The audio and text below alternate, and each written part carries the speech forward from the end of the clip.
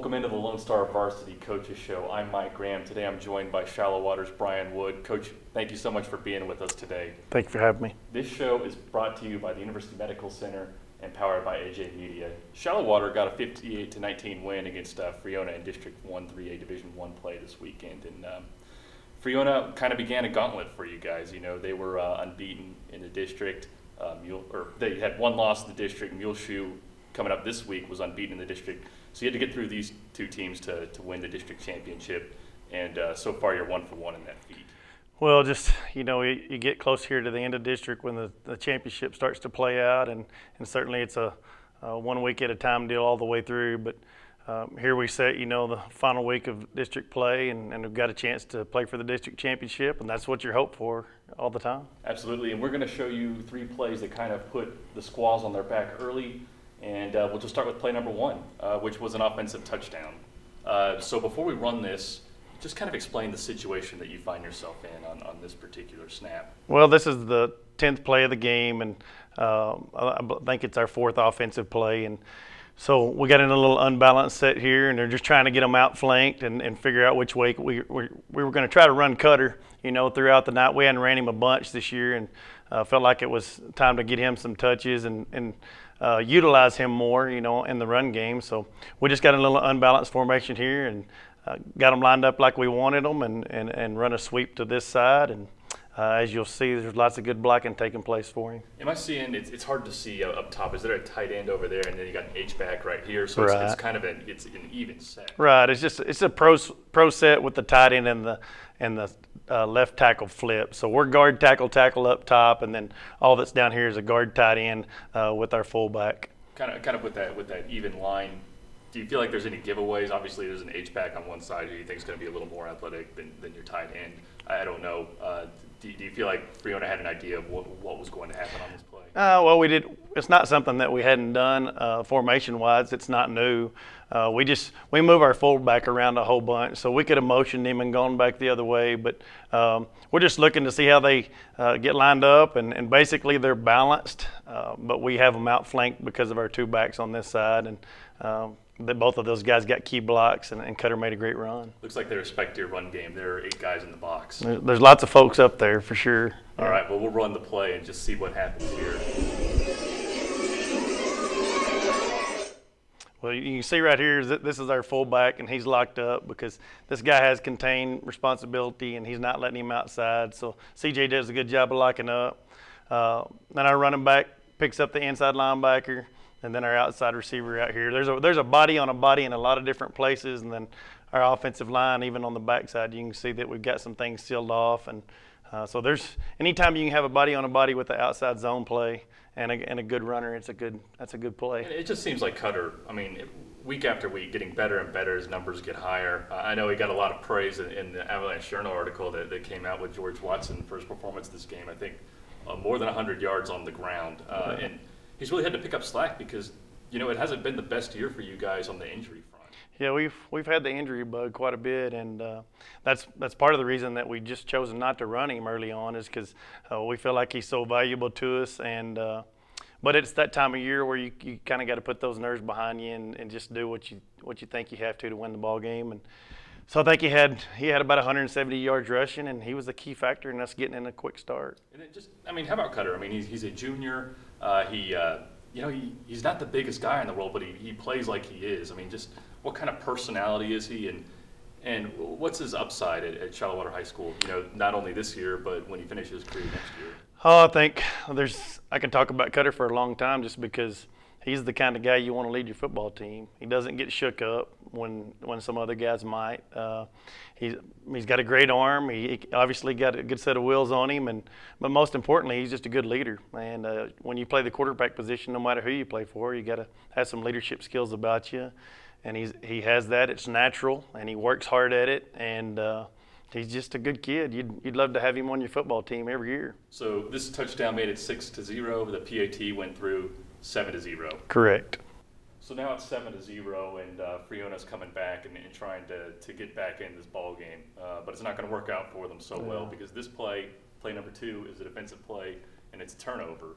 And I mean, just before we get started, obviously it's either it can only be one of two things. It's either a pass play or a quarterback draw because they're in 5 wide. So it spreads out your defense. What are the problems when they go 5 wide and having to spread out like you are? It just seems like a lot of man-on-man matchups. Well, the problem with this in particular night is that we hadn't seen it. They hadn't been running this formation, so it was something that was a little bit new to us. But we've seen it throughout the year, so it wasn't completely new. But our guys did a good job of just getting lined up right and spreading out like we're supposed to. And like you said, when they line up in this empty formation, then you either got quarterback draw or some kind of screen pass, and our guys do a good job of recognizing it, getting into their drops and into their zones, and it works out good for us. 5 wide, they can kind of misdirect or create an unintentional pick plays. Oh, yeah. There's a lot of traffic once the ball gets to its destination, and even before that, you're going to see a lot of traffic, especially top side of the screen where they're in trips. Right. They're just going to run a route combination that's pretty common. They're going to run a wheel route with number 2, and then number 1's going to run a little dig underneath here at 10. So we're just in a 4 deep coverage with some underneath coverage from our linebackers, and we're only rushing 3. So we got 8 guys in coverage. So if we can put any kind of pressure on him at all, we feel like we've got lots of guys in space that can do a good job in coverage. So we'll run the play and just see what happens. Of course, this is Friona trying to get back in the ball game and even up the score. Right. Well, the first thing that happens is our 2 outside rushers here, Luke Duenas and Braxton Gerardo, they both do a good job of getting some pressure. And so maybe he throws it a little bit earlier than he wants to, and that's certainly nice when you only have 3 guys rushing. But up top, Tate Witten is our outside linebacker, and he just does a good job. He's going to put his hands on the vertical threat and then just try to get back underneath what he knows is a dig route or a combination route. So you'll see him here. He's got hands on right there, and then he just sinks back underneath it. Quarterback throws it a little bit behind that dig route, but Tate's right where he's supposed to be, and he does a good job of getting his hands on it. It looked like it was good teamwork with the cornerback. There's an understanding, okay, he's reached the maximum of where I'm supposed to go depth-wise, so I'm going to sit here, and you're going to go over the top if he runs back that way. That's right. They kind of pinned him there. Yeah, the whole concept is they're trying to get your corner to jump down on that dig so they can throw the wheel back over the top of your head. But the corner kept sinking, waiting on the wheel route, and Tate did a good job getting underneath it.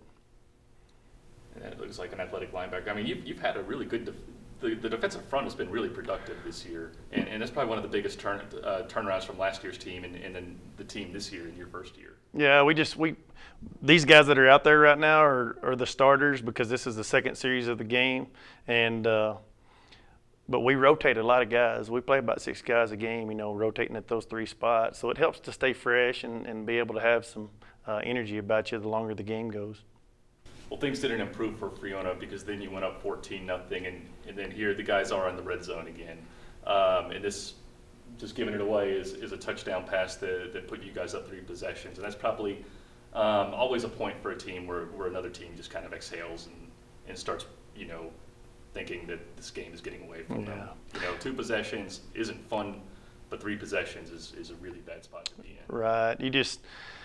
You'd love to get off to a quick start, and that's what we're doing here, and we feel very fortunate because of that. But we were able to convert on the turnover, so it made it 14-0, and then I got one more stop, and they'd punted it here, and Cutter had a long run to get us down to this spot, and then we felt like we knew they were going to be in man coverage, and it was time to try to take a shot, and that's what we do. Definitely man coverage. 8 people in the box, and you can tell that they're a man just because the 3 receivers out there's someone paired up with them. Right.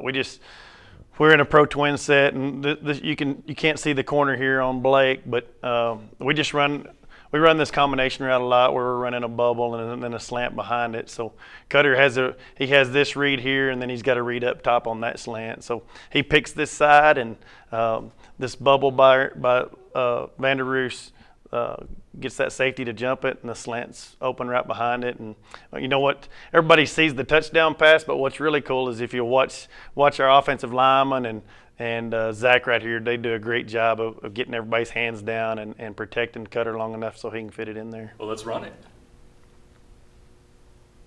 Yeah, wow.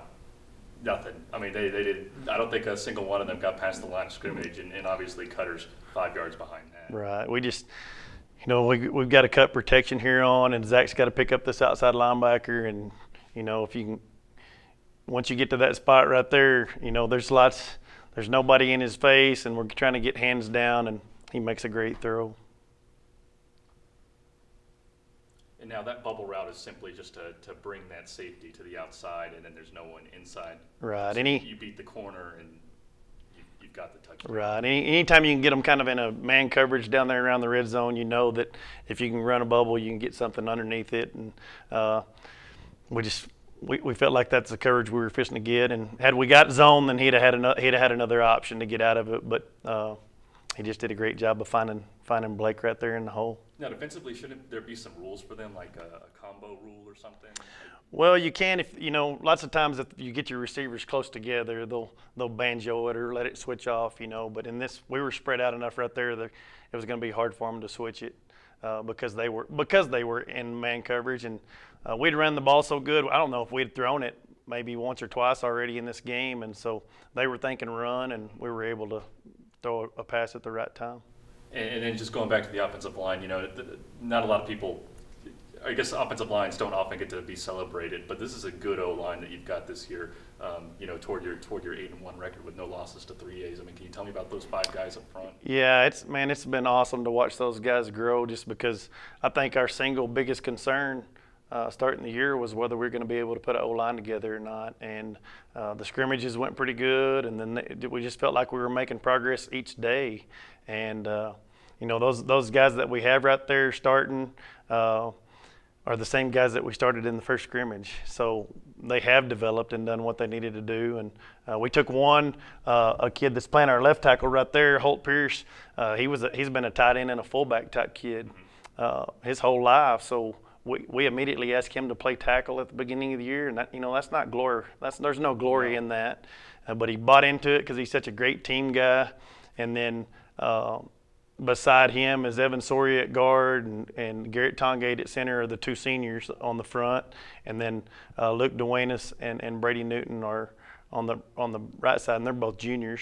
And then our tight end is I believe that's Cade in there right now. Rigby that's playing in that spot. But yeah, those 5 guys, 6 guys including the tight end, they've made the most improvement of any group that we have. So Shallowater's got Muleshoe coming up this week, and it's week 11's regular season finale. And Muleshoe was a team that before this weekend, I mean, it looked like it was going to be like an absolute true district championship game, both teams unbeaten in the league. Muleshoe took a step back and lost to Littlefield. So I guess in the grand scheme of things, you have claimed a share of the district championship, but I know you certainly want to win that one outright. Yeah, it's just, it's important for a lot of reasons. Number one, you want to be the district champion. And then seeding, you want to be the number 1 seed coming out of your district. So whether Muleshoe won or lost doesn't matter to us. We know that we got to go try to finish this thing off, and we certainly know we got our hands full. Just what has it been like to be part of the Shallowater community this year? Obviously last year was very tough, and then there was a coaching transition. How are people receiving this team right now? Well, it's great, but as well as I do that when you're winning, things go smoother, and so we feel fortunate that we're winning. But the community has been so supportive, not just of my coaching staff and myself, but my family, and it's just one of those good old small schools that loves football. Well, they love everything, the tradition rich and winning at whatever they do, and that's a fun place to be. And then finally, you've got Muleshoe this week, but it's going to be a busy week for the Scouts, looking at a ton of different scenarios. Where are your Scouts going to be this week? Well, we won't send anybody in particular. With Huddle and being able to do this now, you can pretty much watch and get everything that you need. But the 2 folks that we could face down the road would be Crane or Grape Creek, and that's dependent purely on us. We know how they're going to end up. We just got a game Friday night that is the single most important thing we've done all year, and that's to try to win a district championship. This has been Coach Bryan Wood from Shallowater. This show is brought to you by the University Medical Center and powered by AJ Media. We really appreciate you guys tuning in, and we'll see you next week.